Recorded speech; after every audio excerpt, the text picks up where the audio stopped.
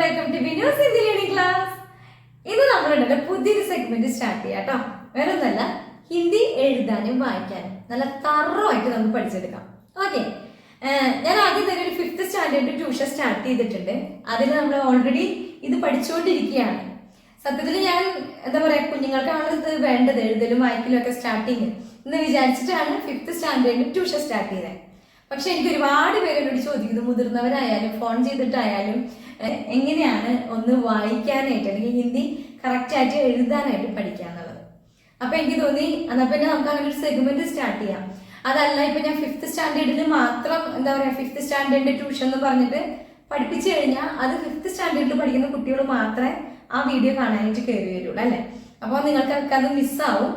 അപ്പോൾ എന്തായാലും ഞാൻ സ്വരാക്ഷരങ്ങളും വ്യഞ്ജനാക്ഷരങ്ങളും എങ്ങനെയാണ് തറവായിട്ട് പഠിക്കേണ്ടതെന്നുള്ളത് 5th സ്റ്റാൻഡേർഡിലെ ഒരു 6 വീഡിയോസ് ഉണ്ട്. ഞാനിവിടെ ഡിസ്പ്ലേ കാണിക്കാം.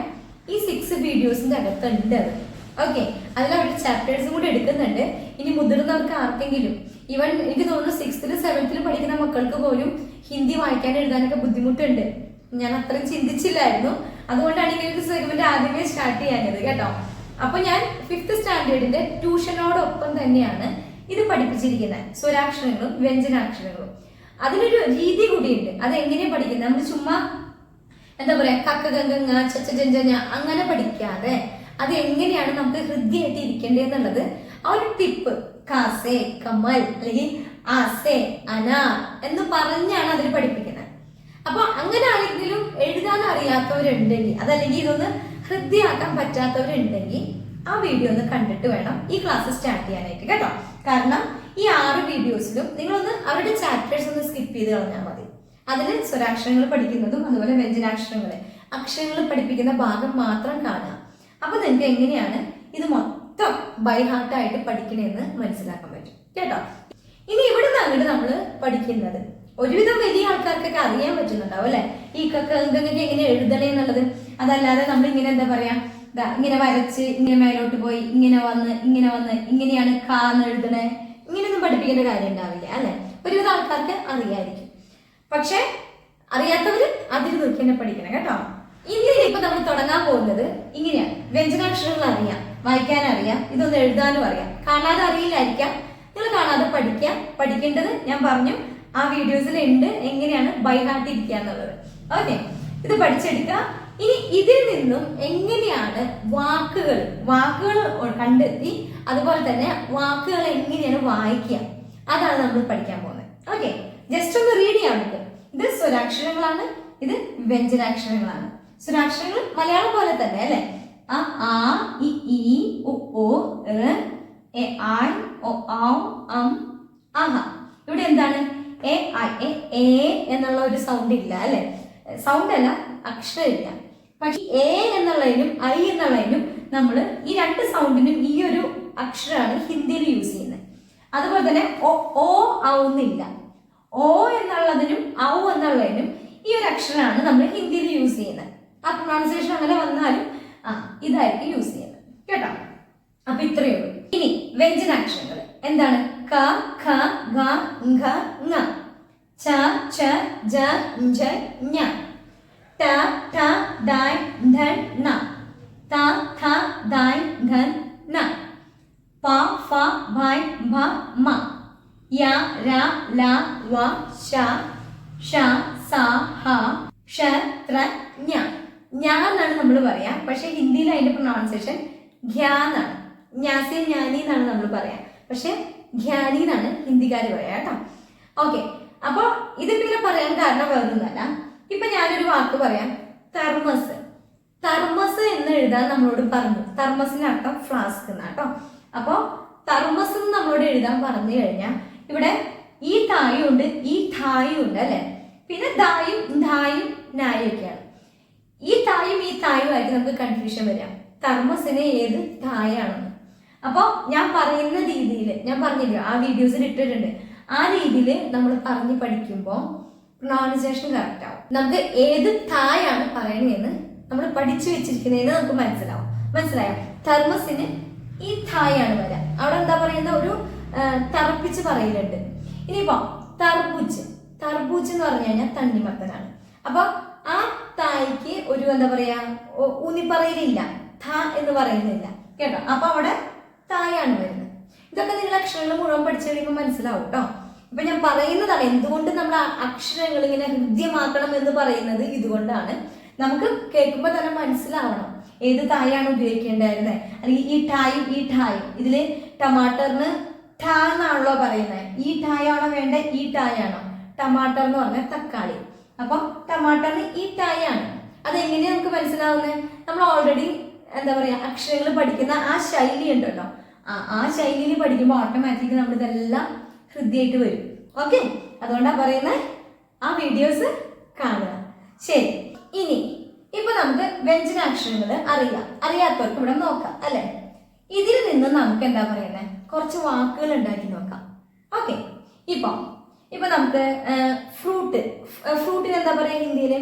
ഫൽ എന്നാണ് അല്ലെ. അപ്പൊ ഇവിടെ ഫായ് ഉണ്ട്, അതുപോലെ തന്നെ ലായ് ഉണ്ട്. ഫ ല. അപ്പൊ ഫ ല ഫല എന്നാണോ വരിക? നമുക്കിവിടെ എടുത്തെഴുതാം കേട്ടോ. ഫ ല ഫൽ. ഫൽ എന്നുള്ളത് എന്താ പറയുക? ഫ്രൂട്ട്. ഇവിടെ നമ്മൾ ഫല എന്നല്ല വായിച്ചത്. റീഡിങ്ങിൽ ശ്രദ്ധിക്കേണ്ട കാര്യമാണ്. നമ്മളിവിടെ ല എന്നാണ് വ്യഞ്ജനാക്ഷരം പഠിച്ചു വെച്ചിരിക്കുന്നെങ്കിലും എഴുതി വന്നപ്പോ ഫൽ എന്നാണ്. ഓക്കെ, ഇത് രണ്ടക്ഷരമുള്ള വാക്കുകളാണ്. അപ്പൊ ഈ രണ്ടക്ഷരമുള്ള വാക്കിന് നമ്മൾ ദോ അക്ഷർ വാലെ ശബ്ദ എന്നാണ് ഹിന്ദിയിൽ പറയാം. ഞാൻ ഇവിടെ ഒന്ന് എഴുതാം കേട്ടോ.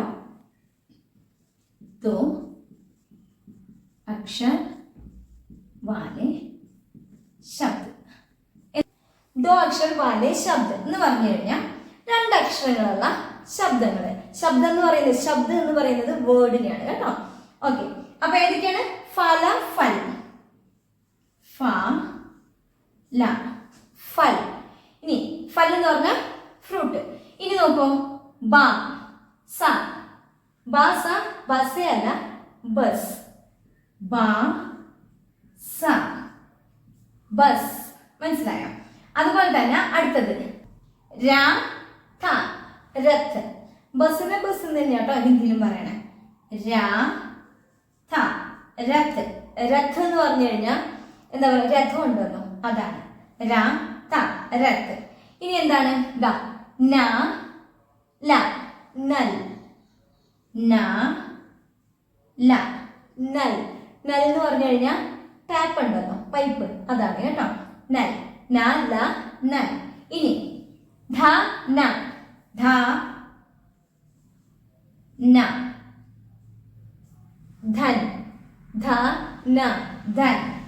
എന്ന് പറഞ്ഞു കഴിഞ്ഞാൽ ധൻ.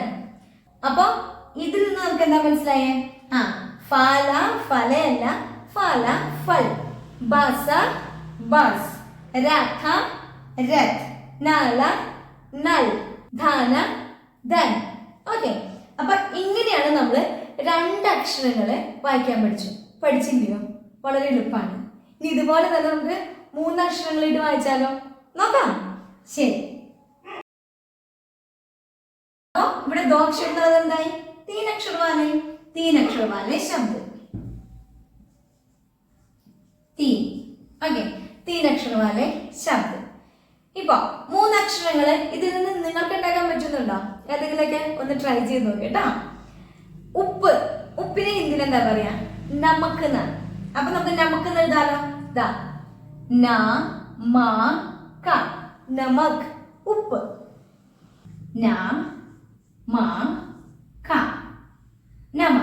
നമക് എന്ന് പറഞ്ഞ ഉപ്പ്. ഇനി അത് കഴിഞ്ഞതാ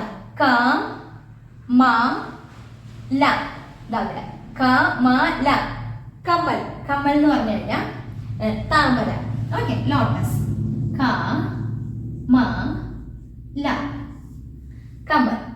ഇനി അടുത്തത് താറാവ്.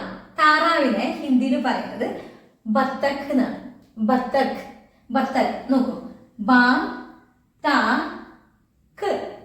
എന്ന് വരുന്നത് കായല്ല, ഖായാണ് കേട്ടോ. അക്ഷരങ്ങൾ സ്ഫുടമായിട്ട് പഠിച്ചു കഴിഞ്ഞാൽ പ്രൊനൗൺസിയേഷനിലൂടെ നമുക്ക് എഴുതാൻ പറ്റത്തുള്ളൂ. ഓക്കെ,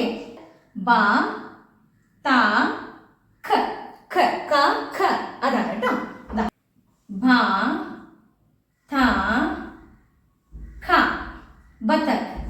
ബത്തക് എന്ന് പറഞ്ഞു കഴിഞ്ഞാൽ താറാവ്. ഓക്കെ, മ ഠ ര മട്ടർ. ഈ പിക്ചറിൽ കാണുന്നുണ്ടല്ലോ, അതാണ് കേട്ടോ. മ ഠ ര മട്ടർ. ഓക്കെ, മട്ടർ. ഇനി എന്താണ്? ഷഹര. ഷഹർ. ഷഹർ എന്ന് പറഞ്ഞാൽ സിറ്റി. ഷ ഹ ര ഷഹർ. ഇത് ഇത്ര മാത്രമല്ല കേട്ടോ, ഒരുപാടുണ്ട് ഇതുപോലെ. എന്താ പറയുന്നത്, ചിഹ്നങ്ങളൊന്നും ഇടാതെ ഓൺലി വ്യഞ്ജനാക്ഷരങ്ങൾ മാത്രം ഉപയോഗിച്ചുകൊണ്ട് വരുന്ന വാക്കുകൾ. ഇപ്പൊ നമ്മൾ 2 അക്ഷരങ്ങൾ പഠിച്ചു, 3 അക്ഷരങ്ങൾ പഠിച്ചു. ദാ നമക നമക്, കമല കമൽ, ബതഖ ബതഖ്, മട്ടര മട്ടർ, ഷഹര ഷഹർ. അല്ലേ? വായിക്കാൻ ഈസി അല്ലേ? സിമ്പിൾ ആയിട്ട് തോന്നുന്നുണ്ടോ? ഇനി ഇതുപോലെ തന്നെ നമുക്ക് 4 അക്ഷരങ്ങൾ എടുത്ത് നോക്കിയാലോ? ജസ്റ്റ് ഓക്കെ, 4 അക്ഷരങ്ങൾ എടുത്തോക്കാം. 4 അക്ഷരം ആകുമ്പോ എന്തായി? 4 അക്ഷർ വാലെ ശബ്ദ. അല്ലെ? 4 അക്ഷർ വാലെ ശബ്ദ എന്നാണ് നമുക്ക് ഇവിടെ എഴുതേണ്ടത്. 4. നേരത്തെ ഞാൻ പറഞ്ഞില്ല, തെർമസ്. തെർമസ് എന്ന് പറഞ്ഞാൽ എന്താ? ഫ്ലാസ്ക്. ത ര മ സ. അല്ലെ? തെർമസ്. ത ര മ സ. തെർമസ് എന്ന് പറഞ്ഞു കഴിഞ്ഞാൽ ഫ്ലാസ്ക്. ഇതിൽ എത്ര? 1 2 3 4 അക്ഷരങ്ങളില്ലേ? ഓക്കെ. ഇനി അടുത്തത് കട്ടുമൽ. കട്ടുമൽ എന്ന് പറഞ്ഞാൽ മൂട്ട കേട്ടോ. നമുക്ക് നോക്കാം. ഖ. കായല്ല, ഖ. കട്ടുമൽ. ഖ ഠ മ ല. ഓക്കെ. ഖ ഠ മ ല. 1 2 3 4. കട്ടുമൽ. കട്ടുമൽ എന്ന് പറഞ്ഞു കഴിഞ്ഞാൽ മൂട്ട. ഇനി സർക്കസ്. സർക്കസിൽ നമ്മൾ സർക്കസ് തന്നെ അല്ലേ? അപ്പൊ സ ര ക സ. സർക്കസ്. നോക്കാം. സ ര ക സ. സർക്കസ് എന്ന് പറഞ്ഞാൽ സർക്കസ് തന്നെ അല്ലേ? അടുത്തത് അതുപോലെ തന്നെ ഷർബത്ത്. ഷർബത്ത് എന്ന് പറഞ്ഞാൽ നമ്മൾ സർബത്ത് ഉണ്ടല്ലോ, അത് തന്നെയാണ്. ഷ ര ഷർ ബത്ത്. ബ ത ബത്ത്. ഷർബത്ത്. ഷ ര ഭ ത ഷർബത്ത്. മനസ്സിലായോ? ഇതുപോലെ ഓരോ അക്ഷരങ്ങളും നമ്മൾ പിക്ക് ചെയ്യാം. ഇനിയിപ്പോ ഇതിൽ നിന്നും അക്ഷരങ്ങൾ വരില്ലയോ? സ്വരാക്ഷരങ്ങളിൽ നിന്ന് വരും കേട്ടോ. ചില വാക്കുകൾക്ക് നമുക്ക് സ്വരാക്ഷരങ്ങളിൽ നിന്നും എന്താ പറയാ അക്ഷരങ്ങൾ എടുത്ത് ചെയ്യണം. നമുക്ക് ഓരോ എക്സാമ്പിൾ നോക്കാം. ഉബുവൻ. ഉബുവൻ. അപ്പൊ ഊ ഇവിടുന്നാണ് എടുക്കേണ്ടത്, സ്വരാക്ഷരങ്ങളിൽ നിന്നാണ്. പിന്നെ പ വ ന. ഉബുവൻ. ഉ പ വ ന. ഉബുവൻ എന്ന് പറഞ്ഞു കഴിഞ്ഞാൽ എന്താ പറയാ, ഗാർഡൻ, പൂന്തോട്ടം. അപ്പൊ സ്വരാക്ഷരങ്ങളിൽ നിന്നും അക്ഷരങ്ങൾ എടുക്കാം, വ്യഞ്ജനാക്ഷരങ്ങളിൽ നിന്നും അക്ഷരങ്ങൾ എടുക്കാം. പക്ഷെ ഇതിലെന്തില്ല? ഇതിലൊന്നും ചിഹ്നങ്ങളില്ല. ഏത് ചിഹ്നങ്ങള്? നമ്മളിങ്ങനെ വള്ളി ഉണ്ടാവാം, കുത്തുണ്ടാവാം, അതിലേക്ക് ദീർഘം, കെട്ടുപുള്ളി, ഇതൊക്കെ ഉണ്ടല്ലോ മലയാളത്തില്. അതുപോലെ തന്നെ ഹിന്ദിയിലും ചിഹ്നങ്ങളുണ്ട്. ഇപ്പൊ മച്ചലി. മച്ചലി എന്ന് പറഞ്ഞു കഴിഞ്ഞാൽ ഫിഷ് ആണ്. അപ്പൊ നമുക്ക് മായ അറിയാം, ചായ അറിയാം, ലായ അറിയാം, മച്ചൽ അല്ലേ? പിന്നെ ഈ എന്നുള്ളൊരു സൗണ്ട് ഉണ്ട് അവിടെ, മച്ചലി. അപ്പൊ അത് ചിഹ്നമാണ്. ആ ചിഹ്നം പഠിച്ചാലാണ് നമുക്ക് എന്ത് പറ്റുള്ളൂ, അവിടെ ഏതാണ് ഇടണ്ടേന്നുള്ളത്. മലയാളം പോലെ തന്നെ ചിഹ്നം എവിടെ ഒളിഞ്ഞിരിക്കുന്നത്? ഈ സ്വരാക്ഷരങ്ങളിലാണ് എല്ലാ ചിഹ്നങ്ങളും ഒളിഞ്ഞിരിക്കുന്നത്. ഇത് കൂടാതെ 1 2 3 എക്സ്ട്രാ ഉണ്ട്. അതല്ലാതെ ഉണ്ട് ഈ സ്വരാക്ഷരങ്ങളുടെ ഉള്ളിൽ നിന്നുമാണ് നമ്മൾ എന്ത് പഠിക്കുന്നത്? ചിഹ്നങ്ങൾ. അത് നമുക്കറിയാം അല്ലേ? ഇപ്പൊ നമ്മൾ പറഞ്ഞതെല്ലാം ഈ ആ വെച്ചിട്ടാണ്. ആ കഴിഞ്ഞു. ഇന്ന് നമ്മൾ പഠിച്ചത് സ്വരാക്ഷരങ്ങളിൽ നിന്ന് ആ എന്നുള്ള സൗണ്ടിന്റെ വാക്കുകളാണ്. ഈ ആ സൗണ്ട് എവിടെയാണ്? ക ആ അല്ലെ? ക ഗ ഘ. ഇതൊക്കെ ആ ആ ആ എന്നാണ് നമ്മൾ സൗണ്ട് ഇടുന്നത്. അതുപോലെ ച ച. ഇതിനി ആ സൗണ്ടോ ക ക ഗ. അതുപോലെ ഈ സൗണ്ടോ കി ഖി ഗി. മനസ്സിലാവുന്നുണ്ടോ? ഈ വ്യഞ്ജനാക്ഷരങ്ങൾക്ക് സൗണ്ടിൽ മാറ്റങ്ങൾ വരുന്നുണ്ട്. എങ്ങനെയാ വരുന്നത്? അതിനോടൊപ്പം ചിഹ്നങ്ങൾ ചേരുമ്പോൾ. അപ്പൊ നമ്മൾ പഠിക്കാൻ പോകുന്നത് അടുത്ത ക്ലാസ്സിൽ നമ്മൾ ചിഹ്നങ്ങൾ സ്റ്റാർട്ട് ചെയ്യാണ് കേട്ടോ. ഇന്ന് നമ്മൾ ആ എന്നുള്ള സൗണ്ടിലുള്ള വാക്കുകൾ മനസ്സിലാക്കി കഴിഞ്ഞു ഇല്ലേ? നിങ്ങൾക്ക് മനസ്സിലായില്ലേ? ഇതുപോലെയാണ് വായിക്കുക. നാളെ നമുക്ക് ആ എന്നുള്ള സൗണ്ടിൽ ചിഹ്നം കൂടി ഉപയോഗിച്ചിട്ട് നമുക്ക് വാക്കുകൾ പഠിക്കാം. ഓക്കെ, ഇങ്ങനെ ഇത് മുഴുവൻ കഴിയുമ്പോൾ എന്താവും, എല്ലാ ചിഹ്നങ്ങളും നിങ്ങൾ പഠിച്ചു കഴിയും. ഒരു കാര്യം കൂടി പറഞ്ഞോട്ടെ, ഒരിക്കലും നമ്മൾ ബേസ് പഠിക്കുമ്പോൾ, മുതിർന്നവരായാലും കുഞ്ഞുങ്ങളായാലും ബേസ് പഠിക്കുമ്പോൾ ഹറിവറി കാണിക്കേണ്ട കേട്ടോ. നിങ്ങൾക്ക് എന്താണോ ഇന്ന് കിട്ടിയത് അത് മതി ഈ ആഴ്ചത്തേക്ക്, മനസ്സിലായോ? അതല്ലാതെ ഇതെനിക്ക് മനസ്സിലായി അടുത്ത ക്ലാസ് പോരട്ടെ എന്ന് നിങ്ങൾ ചിന്തിക്കരുത്. കാരണം ഞാൻ വീക്ക്ലി 2 days ക്ലാസ്സസ് അപ്ഡേറ്റ് ചെയ്യുള്ളൂ കേട്ടോ. മാത്രമല്ല വേറെ ഒന്നും കൊണ്ടല്ല, നിങ്ങൾക്കിത് തറവായി പോകുന്നുണ്ടെങ്കിൽ നിങ്ങൾ മനസ്സിലാക്കണം. ജസ്റ്റ് ഒന്ന് കണ്ടും കേട്ടും പോയി കഴിഞ്ഞാൽ മനസ്സിലാവുന്നതല്ല ബേസ്. നമ്മൾ മറ്റുള്ള കാര്യങ്ങൾ പഠിക്കുന്നത് പോലെ അല്ല ബേസ് കേട്ടോ. അതുകൊണ്ട് കുറച്ച് സ്ലോവിൽ തന്നെ പഠിക്കുക. ഇതിന്റെ എല്ലാം ബേസ് ഇരിക്കുന്നത് അക്ഷരങ്ങളിലാണ്. ചിഹ്നങ്ങളൊക്കെ നമുക്ക് ടക്കെന്ന് മനസ്സിലാവും.